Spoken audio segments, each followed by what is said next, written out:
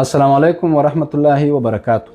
سوشل انزایټي ډیسارډر یا د خلکو سره د مخامخ کېدو اضطراب یا بیره. ګرانو دوستانو، دغه ناروغي عموما په ځوانانو کې رامنځته کېږي، په ځوانو هلکانو یا نجونو کې رامنځته کېږي. سوشل انزایټي ډیسارډر په محصلینو کې ډېر پیدا کېږي، د مدرسې په شاګردانو کې ډېر پیدا کېږي. په ټوله کې دا هر چاته پیدا کېدای شي، خو ډېر په ځوانانو کې او په خاص ډول همدغه د مدرسې هلکان او یا هم د مکتب شاګردان په دغو کې ډېره پیدا کېږي. ګرانو دوستانو، نن له تاسو سره کوم کیس شریکوو هغه همدغه سوشل انزایټي ډیسارډر ده.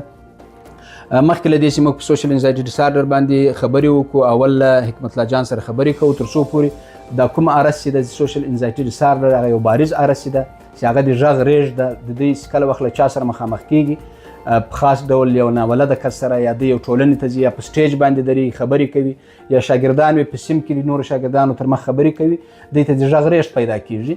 خو په پرمختللي حالت کې دغه ناروغي بیا دوامداره پاتې کېږي، د کلونو کلونو دپاره له دغه کسانو سره پیدا کېږي. حکمت الله جان، ته څه مشکل لرې؟ زما غږ رېږدي ډاکټر صاحب. څونه وخت کېږي؟ 20 کاله به کېږي. که دونه ډېر وخت کېږي، دا غږ چې کله وخته تنها یې، ارام یې، سم ځای بیا هېڅ خبره نه وي؟ بیا زه سم یم، یوازې ټیټ غږ رېږدم. ښه، چا سره مخامخ کېږي، نابلده کس سره مخامخ، ولادي اوس به کوټه کې یو څوک ناست زه ورځم، بس دا زړه مې سام راته کوي، بس تر څه مې غږ رېږدي. ګران دوستانو، حکمت الله اوس له موږ سره، که څه هم دی مخکې راغلی و له موږ سره، اوس بلد هم دی یوه اندازه، خو بیا هم د ګوره غږ رېږدي او دته دا غږ پیدا شوی ده. له غږ سره په څنګ کې دغه ناروغان ویره لري، کله کله ویره درته پیدا کېږي، د شرم احساس ډېر کوي دغه ناروغان، او دوی کوشش کوي چې له خلکو څخه ځان ګوښی کړي او له خلکو څخه ځان وساتي. ګران دوستانو، اضطراب یا سوشل انزایټي ډیسارډر چې ده، دا په ټوله کې عضوي عصبي ناروغي نه ده، دا د اضطراب یا د ویرې له وجې د سمپاتیک سیسټم فعاله کېدل دي، چې هغه په اتومات ډول فعاله کېږي، او په ناروغانو کې دغسې یو حالت رامنځته کېږي. د لاسو رغوي دي هم خوله کوي ورسره، کله کله لاسونه دي د داسې ناروغانو همیشه چې ته وګورې د دوی لاس خوله خوله وي، لوند وي لاس یې، دا هم د انزایټي له وجې په دوی کې پیدا کېږي. ګرانو دوستانو، د دغه ناروغانو دپاره موږ دوی ته د تداوي په موخه کې په اوله یا په لومړۍ کرښه کې دغه ناروغانو ته موږ سایکو ایجوکیشن ترسره کوو. دغه ناروغانو ته موږ د سا تمرین ورته ښیو چې دوی په څه طریقه باید سا واخلي. ته به حکمت الله جانه کله وخت چې ته تنها کېږې کینې، ته به زوره زوره سا اخلې. دا تمرین به ته د ورځې څو ځله کوې تر څو پورې د تاسو دغه حالت، د تا دغه عادت چې اوس ګرځېدلی دی یا دغه بیره دی، دا له منځه لاړه شي.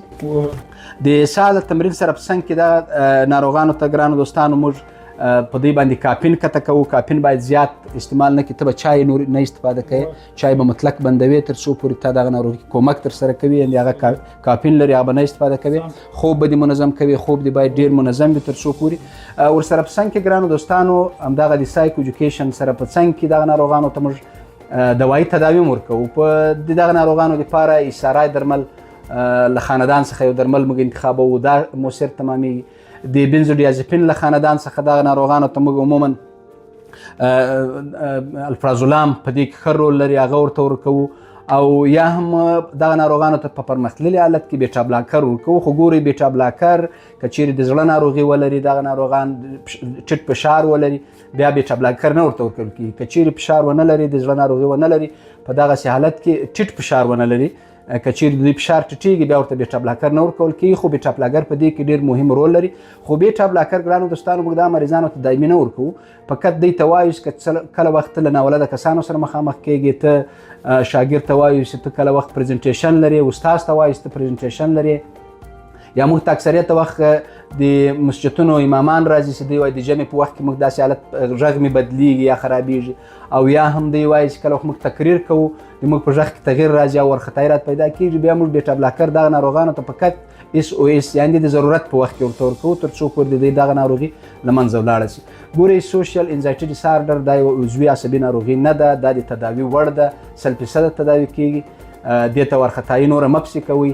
حکمت الله جان ته هم دا خبره کوو، تا ناروغي تداوي کېږي، انشاءالله موږ دوام درته شروع کوو.